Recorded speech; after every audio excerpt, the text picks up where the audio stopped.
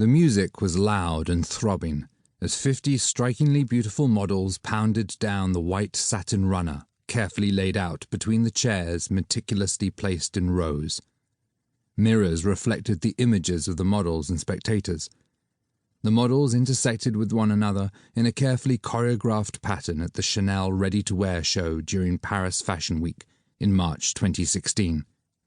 The images of the rapidly strutting models mingled with those of the crowd, and the bank of photographers captured each moment, each girl, each face in the crowd, showing the collection for the fall.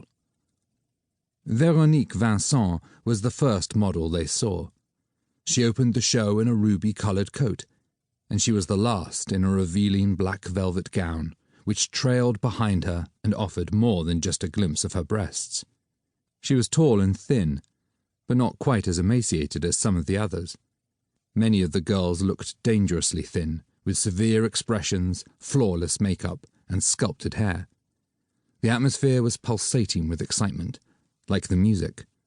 Veronique had the smallest hint of a smile as she sailed past the photographers.